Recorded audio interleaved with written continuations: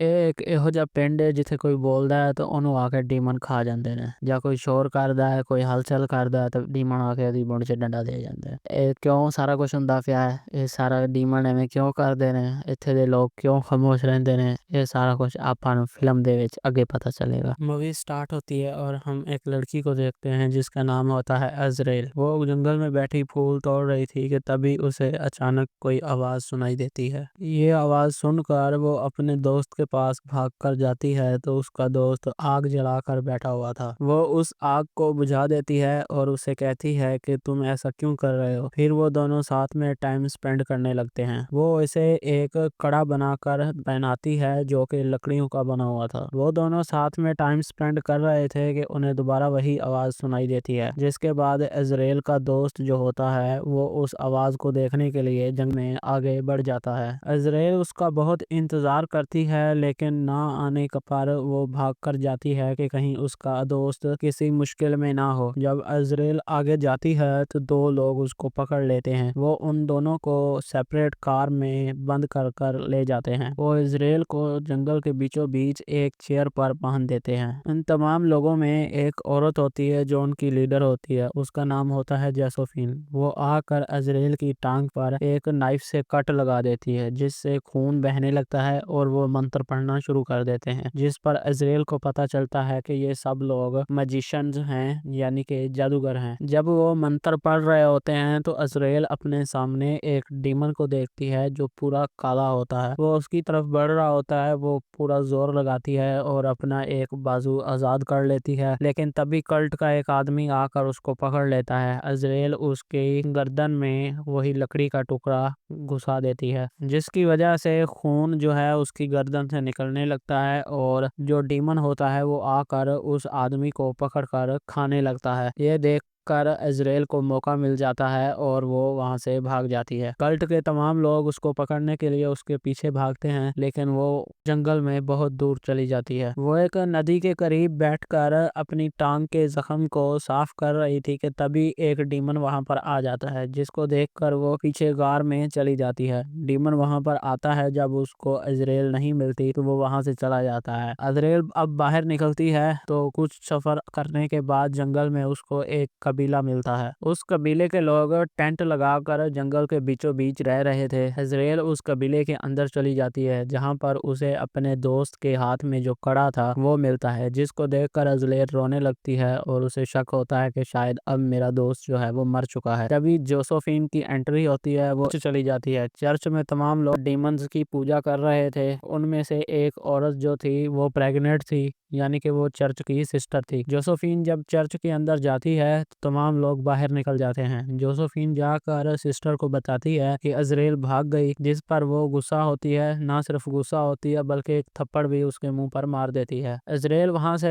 भाग रही थी कि तभी जोसेफिन उसको देख लेती है और चर्च के ऊपर जो लगी घंटी होती है उसको बजा देती है। उस घंटी की आवाज सुनने के बाद सबको पता चल जाता है कि इजराइल इसी कबीले के अंदर है। वो लोग थोड़े वगैरह जो चीज उन लोगों के हाथों में लगती है वो पागलों की तरह इजराइल के पीछे भागने लगते हैं। इजराइल कहीं तरह उनसे पीछा छुड़ा लेती है और दूर चली जाती है जंगल में। जंगल में आगे बढ़ते हुए उसको रात हो चुकी थी। अब वो एक सड़क पर पहुंचती है जहां पर एक कार आकर उसके सामने रुकती है। उस कार में से एक आदमी निकलता है जिसका नाम मैक्स होता है। मैक्स उससे कहता है कि क्या हुआ, तुम कुछ बोल क्यों नहीं रही। इजराइल कुछ बोले बगैर जाकर कार के अंदर बैठ जाती है और उसे भी अंदर आने का इशारा करती है। जब वो आदमी अंदर चला जाता है तो वो उसे कुछ खाने के लिए देता है, लेकिन इजराइल कोई रिएक्ट नहीं करती और ना उसे कोई जवाब देती है। ये आदमी इस गांव में नया आया था, इस वजह से इसे यहाँ के रूल नहीं पता होते। वो अपने एफएम का रेडियो जो है वो फुल आवाज में कर देता है, जिसकी वजह से कल्ट के लोगों को पता चल जाता है और वो आकर सामने खड़े हो जाते हैं। उनमें से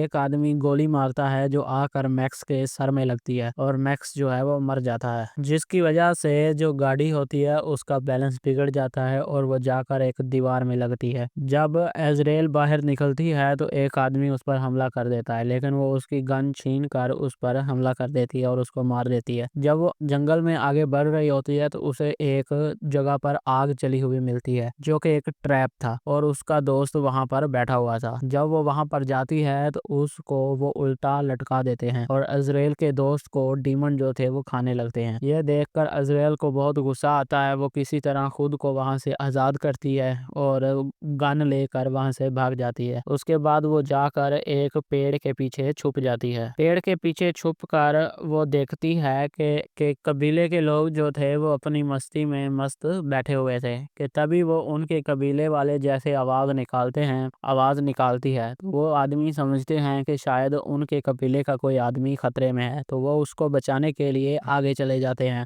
عزرائیل پیچھے سے چرچ کے اندر چلی جاتی ہے اور جا کر سسٹر پر گن پوائنٹ کر لیتی ہے۔ سسٹر اس کو چپ رہنے کا اشارہ کرتی ہے اور اپنے پیٹ پر ہاتھ رکھ کر بتاتی ہے کہ میں پریگننٹ ہوں۔ جب عزرائیل اپنی گن نیچے کرتی ہے تو سسٹر اس پر حملہ کر دیتی ہے اور تمام لوگوں کو پتہ چل جاتا ہے کہ عزرائیل یہاں پر ہے۔ اس کے بعد وہ عزرائیل کو پکڑتے ہیں اور جا کر ایک کوفین میں ڈال دیتے ہیں۔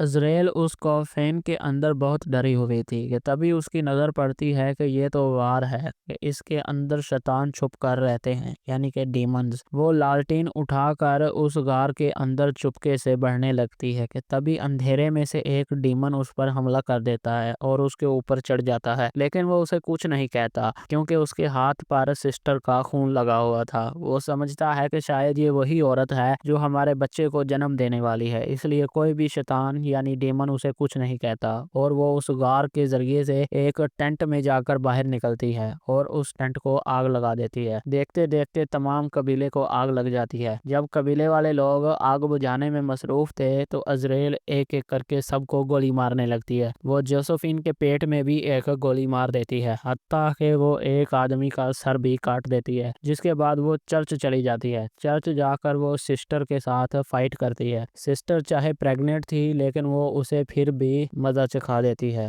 سسٹر جو تھی وہ عزرائیل کو مارنے والی تھی کہ تبھی جو ہے وہ بچے کی پیدائش کا ٹائم آ جاتا ہے، اور سسٹر جو ہے وہ درد سے چلانے لگتی ہے اور نیچے گر جاتی ہے۔ تبھی پیچھے سے جوسفین جو تھی وہ اندر آ جاتی ہے۔ جوسفین جو تھی وہ زخمی تو تھی لیکن اس کے ہاتھ میں گن تھی، وہ فائر کرتی ہے لیکن عزرائیل کو نہیں لگتی۔ عزرائیل اٹھ کر اس سے فائٹ کرتی ہے اور ایک ٹوکا اٹھا کر اس کی گردن میں مار دیتی ہے۔ اس کے بعد وہ سسٹر کی طرف بڑھتی ہے لیکن سسٹر تب تک بچے کو جنم دے چکی تھی۔ سسٹر بچے کو دیکھتی ہے تو اس کی خود کی پھٹ جاتی ہے اور وہ ایک چاقو اٹھا کر اپنی گردن کاٹ لیتی ہے۔